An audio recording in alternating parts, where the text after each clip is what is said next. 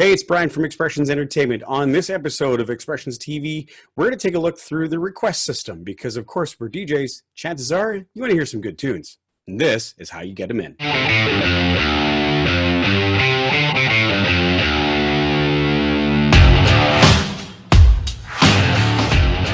One thing we offer all of our clients, of course, with events that require music, is the opportunity to make as many requests as humanly possible. We want to know exactly what you want.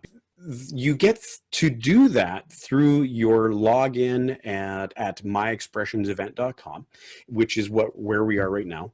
Simply click on Plan My Event, and here's a couple of different icons for you to look at. One is the forms. The forms are all the planning forms that you would typically have with a social or a wedding or a corporate event. Now, we're not worried about that today. We're more worried about the music. So we click on music and we see a handful of different options, right? We have add requests, view requests, guests requests, which we're going to get into in a few minutes as well. And of course, once all the requests are tabulated, you can print them out so you can give them right to your DJ. Let's make ourselves some requests.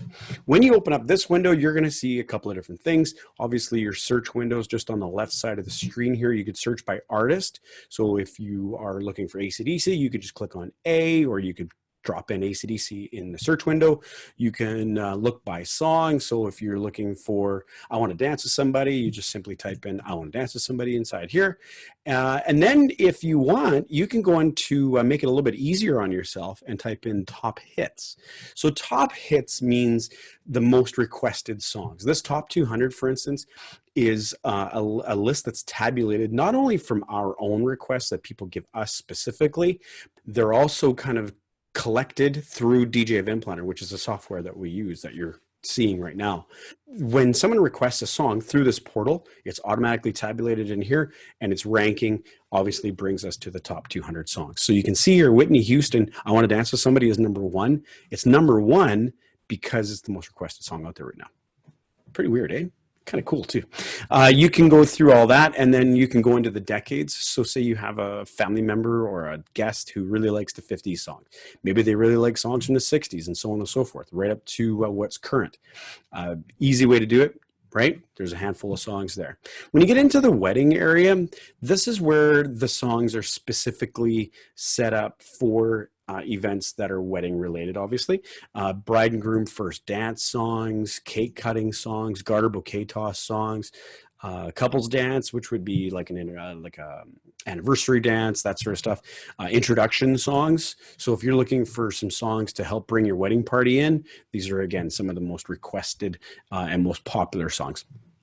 Something just to know about these top hit songs, you can easily select these songs and use them. Or if you're like, I don't want to use a song that everybody uses, what a great way to have a look and see where it's ranking and so on. So if you think of a song and it's like, man, I wonder if they're using this a lot, you just type it in here or take a look in here and see if it's here and go from there.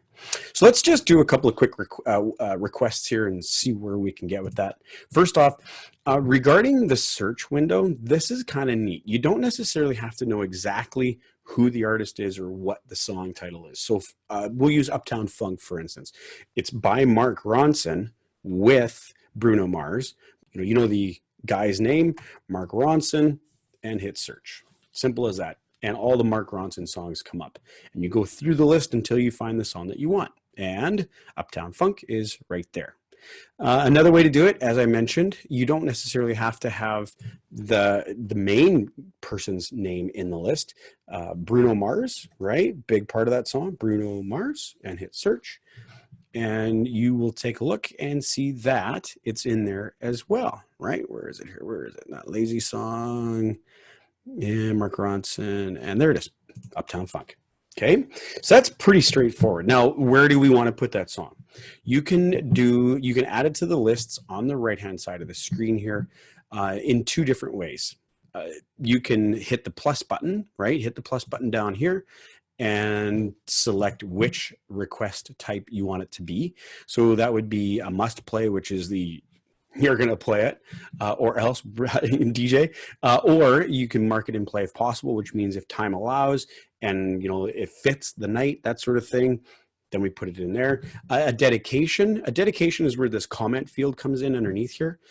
You can actually put put a comment out. So let's say that you're going to put it in dedication. So let's put it to a dedication, and the comment is going to be, Mom loves this song. Okay, and you hit save, and you can see right under dedication, added is, it keeps moving around on me, added is one song. You click on it, and there is the comment. What if you say, you know what, no, I don't want to make that a dedication. I want to make sure that it gets played 110%. Easy. You just click on the song, click the request type, hit it to must play, and it gets moved to must play. Let's say you don't know the artist, but you know the name of the song. Well, that's all right too. You can just type in, let's go with Sweet Caroline. Ba, ba, ba. Let's go with Sweet Carol, because we're not 100% sure how to spell it. And there it is, Neil Diamond. Now we used this select plus button last time, which is fine. Then that kind of gets you that little menu, right? You can actually, if you don't need a dedication or anything like that, you can just go ahead and drop it into one of these menus here. So this one we're going to put into a dedication, right? And then we're going to click on it, and we're going to say, well, this is Dad's Groove, and hit save. And it's saved. Simple as that. Now, going through the list, must plays, pretty straightforward. The play if possible, the dedication. The playing if only requested. The songs that would probably fit into here would be, you know, the YMCA's, the Bird Dance, things like that. Old time rock and roll. Girl. Sometimes those songs just, you know what, only if it gets requested. Otherwise, they've been burnt out or whatever. You just drop it into there. Now, this do not play list, if it's on this list, there is no way that it's going to get played. Do not play could also be one of those songs that might bring up a bad memory. Maybe it was played at a funeral, or maybe it was played at an event that you were a part of in the past that you don't really need to bring up memories of, right? So that's where that is. Again, a really cool thing. You just go into the top 200, for instance, and say, yeah, I really want to hear this song. So you just grab Journey, you're right, must play. There's September. Man, I love September. I'm going to play that if possible, right? So drag that, and in there you go. Now, there is one song that I know of that we can run it for a test. If you go into songs, Rasputin by Boney M is not in this list. We type in Rasputin, it's not there. This is where add your own comes in. Artist name, Boney M. And you type in the song title, Rasputin. Don't worry about spelling errors. We're not worried about it. And this is going to be a must play. This is Grandma's Groove. Grandma's fave. If you put a comment on it, chances are we'll have more, we'll want to play it, because it obviously means something to someone, that sort of stuff. So if there's something specific about that song, just throw it in the comment field. Now, what is really, really cool is that when you select music, as I mentioned, you can get this out to your guests, which is really, really sweet. So whether it be a guest, or maybe you have a partner that's helping you put this party together, you simply click on guest requests, and there's a couple of things that are going to pop up in this screen.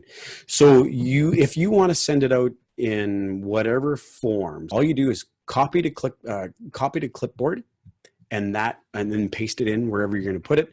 And then, of course, make sure that you copy the password as well, because the password is the only way that they're going to get into the music side of your planning forms. What ends up happening is when you send out the link to guests, they only get access to the music portion of it. They have to simply type in the date of the event, they drop in the password, and off you go. There's other ways that you can kind of make things easier when it comes to getting this out to your guests and so on. If you have a Facebook feed, or if you have an event and that sort of thing, just click on that. If you want to share it in a PM, like a Facebook Messenger, you just click that button.